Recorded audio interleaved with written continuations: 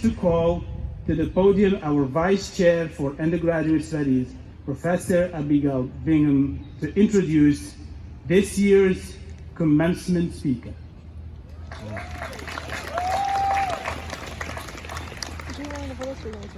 Thank you, Omar. Good morning, graduates, families, and friends. As the current undergraduate vice chair in the Department of Anthropology, I am thrilled to be part of the graduation festivities today.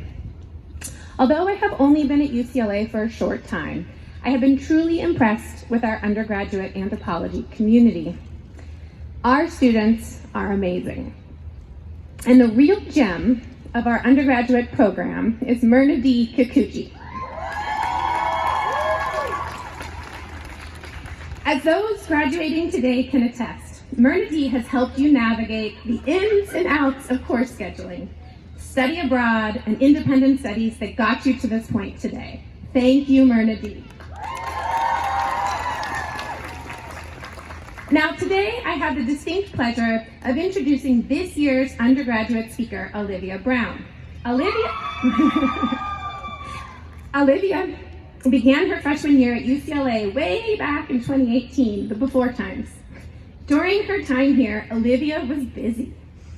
She participated in club and intramural sports, sung in the UCLA concert choir, conducted research in psychology and biological anthropology, and completed our Lemelson Honors Program. I had the good fortune of getting to know Alivia in 2019 and this past winter quarter when she was a student in 2 of the courses that I teach here in the department. After graduation, Alivia will be interning for the e-learning company, Socratia, whose goal is to provide easily accessible education to students all around the world. She then plans to pursue a PhD in biological or cultural anthropology. Please join me in welcoming Alivia.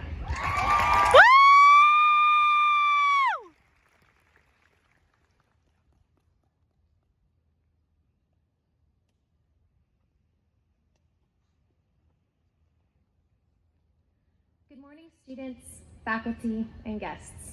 My name is Alivia Brown, and I stand here before you in an attempt, keyword attempt, to represent this courtyard full of anthropology students and soon-to-be anthropology graduates. Anthropology is a major of stories, of human experiences, of human history, and of human emotion. So I only thought it right to start off with a little story of my own.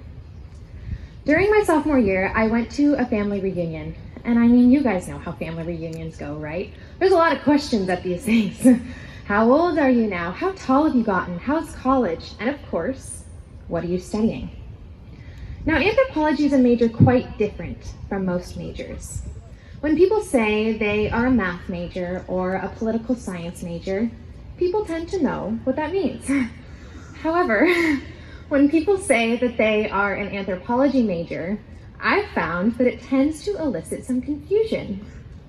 So, when I said that I was majoring in anthropology at this family gathering, I was going on and on about culture and linguistics and biology and archaeology and so on. And at the end of this conversation, and I will never forget this, my grandpa had this confused look on his face, and he turns to me and he says, "Wait, you don't study dinosaurs?" I've spent the last 4 years trying to think of a fitting response to this question.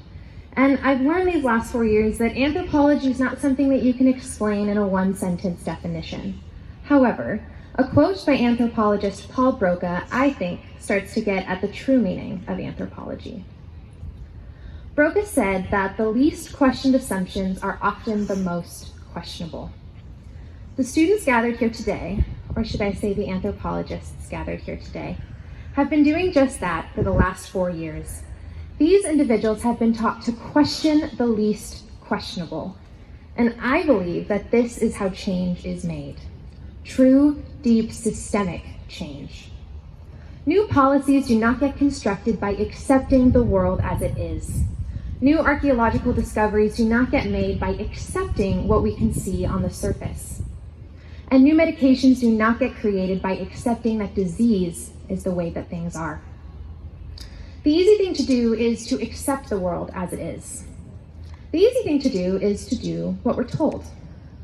The easy thing to do is to not question the least questionable. And as I have learned from this program, anthropologists are not a fan of the easy thing. During my time here at UCLA, I have had the opportunity to do more than I ever thought possible as an undergraduate student. But one experience really does stand out to me above the rest: the opportunity to participate in the Lemelson Anthropological Honors Program. In this program, anthropology students get the opportunity to do a 2-year research project on whatever it is that means something to them.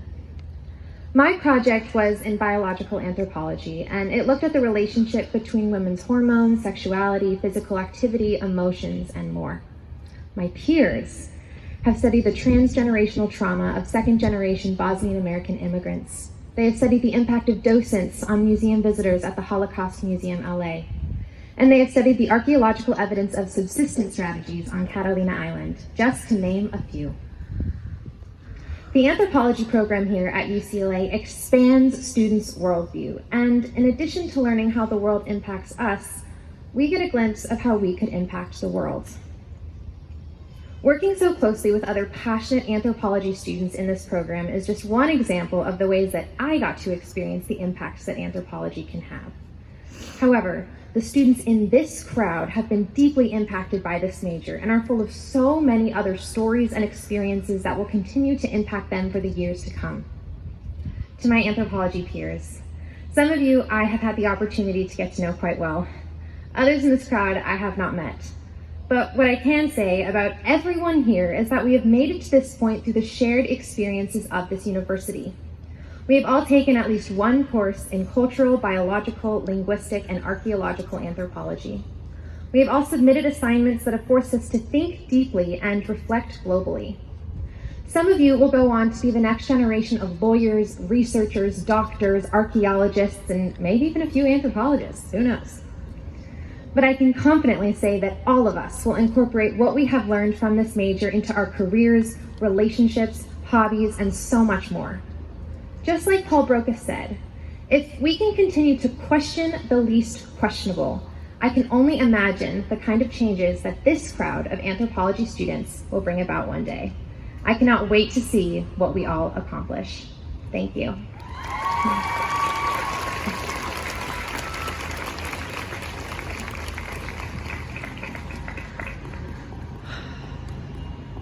Thank you so much, Olivia. That was amazing.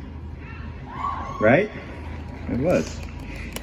In the years that I've been at UCLA, most recently as the Anthropology Department Chair, we call that in phenomenology attentional pull. That's all you can hear is the